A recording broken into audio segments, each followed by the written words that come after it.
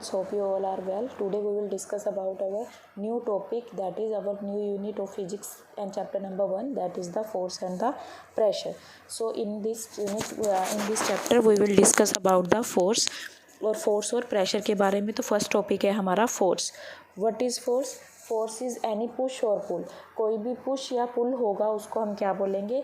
Force बोलेंगे. जिसकी कोई भी हम पुश यानी मेरे पास ये बुक है, इसको अगर मैं धक्का लगा रही हूँ दैट इज़ द पुश, और उसको दोबारा से अपनी तरफ खींच रही हूँ that is the pull. So force is any push और pull is known as force. कोई भी पुश या पुल अप्लाइड होगा तो उसको हम क्या बोलेंगे? Force. In this picture you can see the first picture the boy is pulling or pushing. Yes, the boy is pushing the ball, यानी वो धक्का लगा रहा है, बाहर की तरफ उसको फेंक रहा है ताकि क्या हो कि वो गोल ना कर पाए. इसमें क्या कर रहा है? वो पुश कर रहा है, यानी उसको धक्का लगा रहा है कि हम उसको आगे से बॉल को क्या कर पाए? मूवमेंट कर पाए. ठीक है, तो these are the examples. So next is force are due to an interaction. Force हमेशा इंट्रैक्शन से ही काम करती है. बिना इंट्रैक्शन के फोर्स कभी भी वर्क नहीं कर सकती है. दैट मीन मान लो ये हमारे पास एग्जांपल है एक, कि यहाँ पर एक कार है, यहाँ पर एक मैन खड़ा है, वो इसको टच नहीं कर रहा है, यानी हमें कार को क्या करना है? धक्का लगाना है. कार स्टार्ट नहीं हो रही है तो वो क्या कर रहा है? इसके साथ कोई कॉन्टैक्ट में नहीं है. कॉन्टैक्ट में ना होने की वजह से क्या कार मूवमेंट कर पाएगी? नहीं कर पाएगी.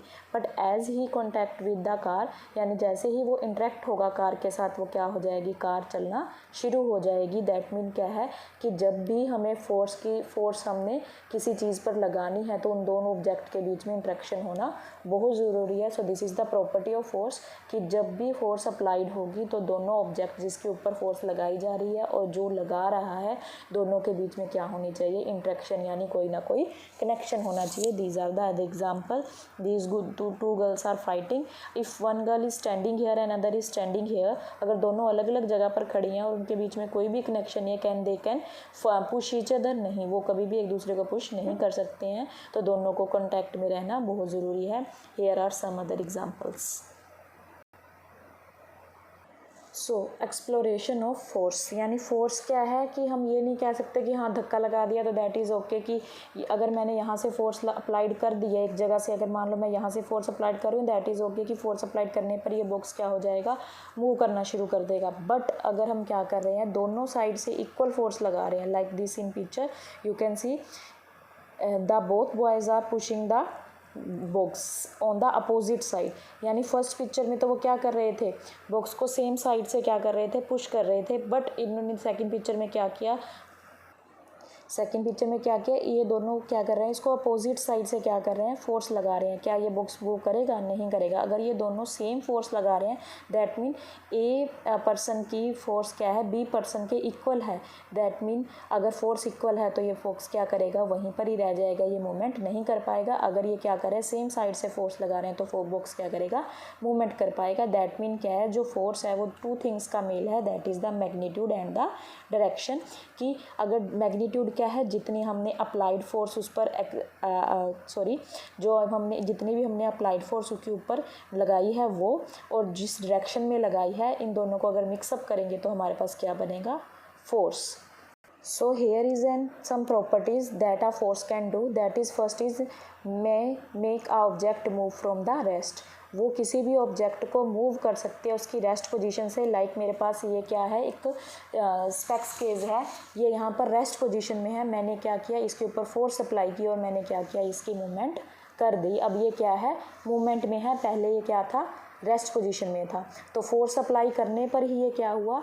मूवमेंट करने लगा. तो that is also done by the force. Second thing is may change the speed of object if it is moving. अगर कोई ऑब्जेक्ट चल रही है, मूविंग ऑब्जेक्ट है, उसकी क्या कर सकता है? वो डायरेक्शन उसकी क्या कर सकता है? स्पीड इंक्रीज कर सकता है. मान लो आपके पास कोई बॉल है, आपने उसको क्या किया? पुश किया.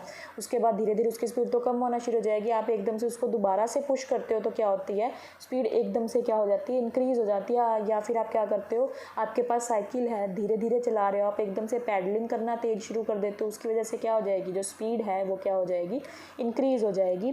Third one is may change the direction of motion of the object. ये क्या कर सकती है, किसी ऑब्जेक्ट की डायरेक्शन चेंज कर सकती है। लाइक हम फुटबॉल खेलते हैं तो फुटबॉल में क्या होता है कि हर प्लेयर उसको किक करता है। किक करने से क्या हो जाती है, जिस डायरेक्शन में बॉल पहले जा रही थी वो डायरेक्शन क्या हो जाती है, चेंज हो जाती है। तो हम क्या कर सकते हैं, किसी भी डायरेक्शन को उसको चेंज कर सकते हैं। Fourth one is may bring about the change in the shape of an object.